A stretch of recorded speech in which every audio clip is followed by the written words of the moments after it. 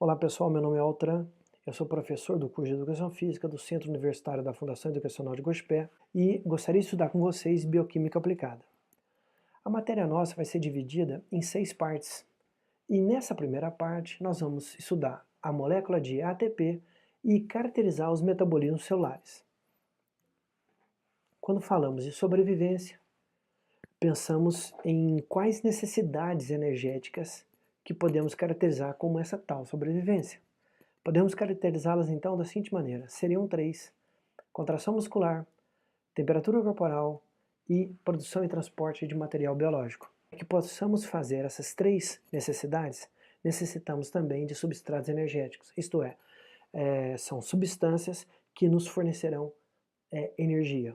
Dentre as substâncias nós temos creatina fosfato, a principal fonte de energia, a glicose, e 1 grama equivale a 5 calorias. A maior fonte de energia, que é a gordura, 1 grama 9 calorias, e as proteínas, 1 grama 5 calorias. Entretanto, quando nós transferimos a energia desses substratos energéticos para as nossas necessidades, ela vai ser inicialmente armazenada numa molécula chamada adenosina trifosfato. Então, quando transferimos primeiro para a molécula de adenosina trifosfato e essa molécula de ATP transfere para as nossas necessidades energéticas. A molécula de ATP é um elo entre os substratos e as nossas necessidades. Assim, é fundamental entendê-la, estudá-la, para que a gente possa entender os metabolismos celulares e própria bioquímica aplicada ao exercício físico. Aqui nós temos uma molécula de ATP, que é um composto de adenosina ligada a 3 íons fósforos. Então a letra A vem de adenosina, a letra T vem de tri e a letra P de fósforo. Nós vamos simplificar um pouco a molécula dessa seguinte maneira. Nós temos aqui a adenosina com um traço ligando ao primeiro fósforo, que é uma ligação de baixa, que quando rompida libera 3,4 quilocalorias. O primeiro fósforo ligado ao segundo e o segundo ao terceiro são mais 2 ligações, que nesse caso não são traço, é um tio, e são ligações de alta, onde cada uma delas, quando rompida, libera 7,4 quilocalorias.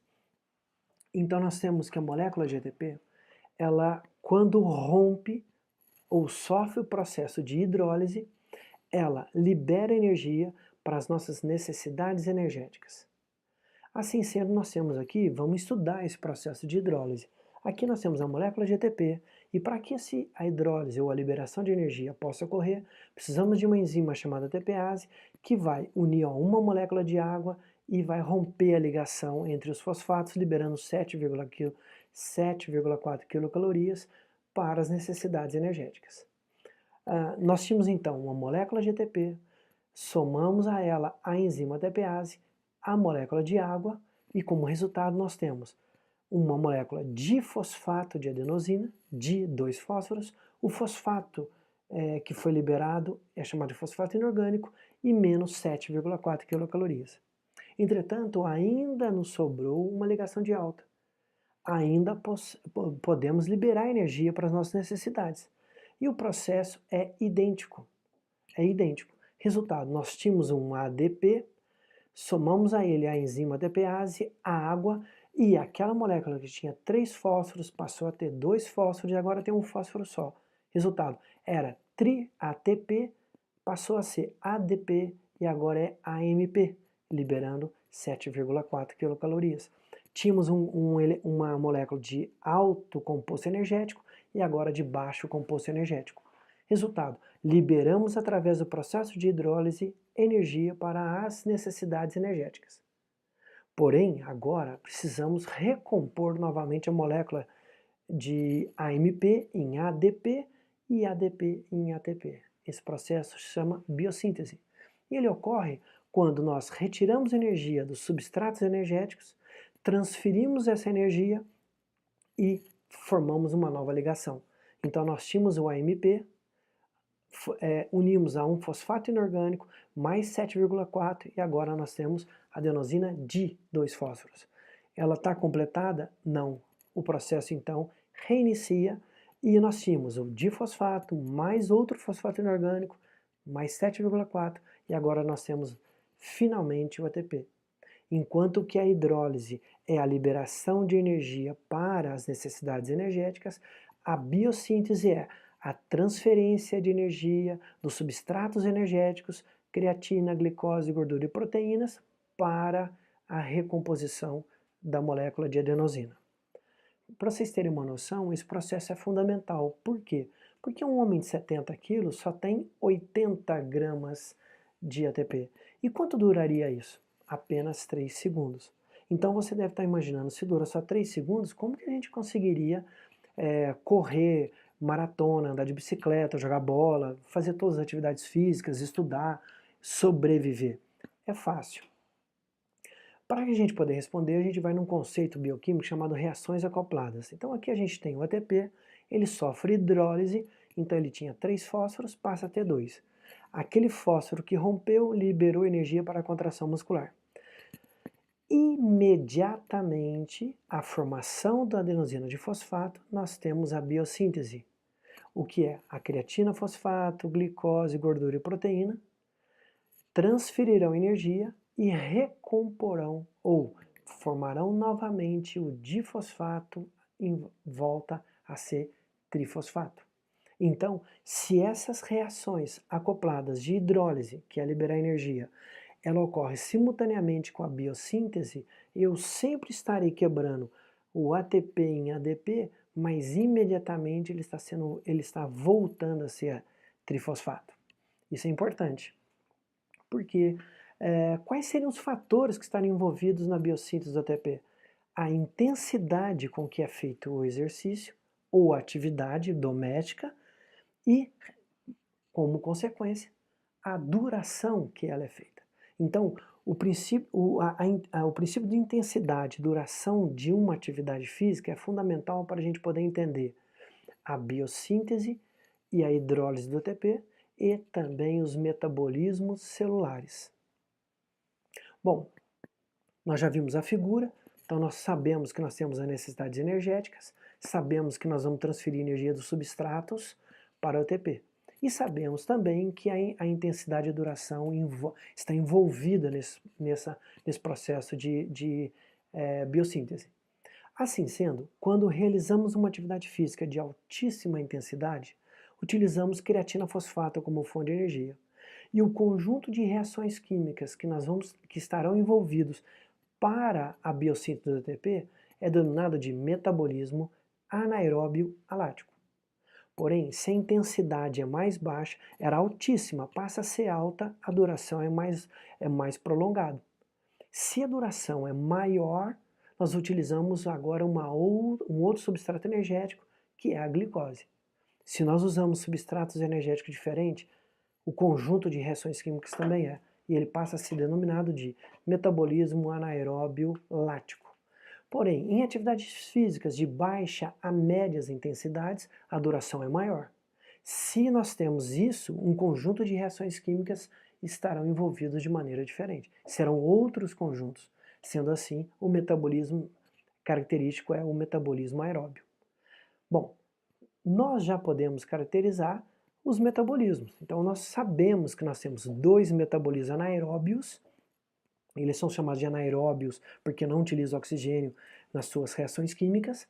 Nós temos o alático, que não produz ácido lático, o anaeróbio lático, que produz ácido lático, e o aeróbio, que é um conjunto de reações químicas com presença de oxigênio. Sabemos também a intensidade e duração deles. O alático, altíssima intensidade, e mais ou menos 10 segundos de duração, utilizando creatina fosfato. E o anaeróbio lático, ele tem uma intensidade menor, então é alta intensidade, uma duração maior, por volta de 40 segundos, utilizando um substrato energético diferente, que é a glicose ou glicogênio muscular. Agora, se a intensidade é de baixa a moderada, ele vai durar mais que 3 minutos, utilizando glicose inicialmente para depois gordura, portanto, nós temos o metabolismo aeróbio. Nós podemos treinar esses metabolismos. Todos eles podem ser treinados de maneira intervalada, ok? Mas o metabolismo aeróbio, além de intervalado, ele também é contínuo. E nós podemos entender também como é o processo de fadiga. No metabolismo alático, a fadiga ocorre quando a concentração de creatina fosfato reduz. No lático, quando a acidose metabólica ou o músculo entra em acidose e diminui o desempenho. E no aeróbio, quando a concentração de glicogênio muscular é muito baixa. E isso causa um período de recuperação, que no alático ela dura minutos, por volta aí de 3 minutos. No lático ele precisaria de uma recuperação ativa e é aproximadamente 60 minutos. E no aeróbio, uma recuperação passiva, por um período de aproximadamente de dias. Bom, aqui mostra uma figura interessante. Nós temos aqui 10 segundos, 30 segundos e 90 segundos de duração de exercício. E o percentual total do trabalho produzido. Percebam que em 10 segundos nós temos um percentual muito elevado de contribuição de biossíntese de ATP através do sistema ATP-CP. Nós podemos defini-lo como metabolismo anaeróbio alático. Agora, por volta de 30 segundos de exercício, vocês percebam que a contribuição da glicólise é muito grande, que é a maior. Essa glicólise está caracterizando o metabolismo denominado de metabolismo anaeróbio lático. Agora nós temos 90 segundos. Vocês percebam que a contribuição do ATP-CP ou do metabolismo alático está diminuindo, a contribuição do lático também está, e a contribuição do aeróbio é cada vez maior. Isto é, quanto mais longo o exercício, maior é a contribuição do metabolismo aeróbio. Interessante, não? Aqui é também uma figura muito legal que mostra tipo de performance e tempo em segundos e minutos. Então, olha, a concentração total de ATP no músculo que nós temos é suficiente para um exercício extremamente intenso. Por exemplo, um único saque no tênis. Agora, se você vai fazer um sprint, correr 100 metros ou nadar 25 metros, nós vamos utilizar a energia do ATP, que está constante no músculo, somada da creatina fosfato, isto é, o ATP mais metabolismo alático. Porém, se a potência ela dura mais tempo, exemplo, provas de 400 metros e 100 metros na natação, qualquer nado. Então nós temos que só a energia do ATP não é suficiente, do sistema alático também não, então nós somamos a eles o metabolismo anaeróbio lático, então a gente tem uma prova característica anaeróbia. Agora, se o exercício prolongar por mais de 3 minutos, nós temos, por exemplo, provas acima de 800, nós temos o metabolismo aeróbio. Aqui fica mais evidente nessa figura, vocês percebam que a figura compara duração máxima do exercício em segundos e minutos e percentual anaeróbio, percentual aeróbio. Percebam que em 10 segundos nós temos 90% de predomínio do metabolismo anaeróbio e somente 10% do metabolismo aeróbio. Entretanto, quando o tempo vai se prolongando, a atividade vai se estendendo, nós observamos cada vez mais uma redução do percentual anaeróbio e um aumento do percentual aeróbio. Espero que vocês tenham entendido e tenham gostado. E agora a gente vai para a segunda parte, que é o metabolismo anaeróbio alático, ou sistema fosfagênio, ou sistema ATP-CP.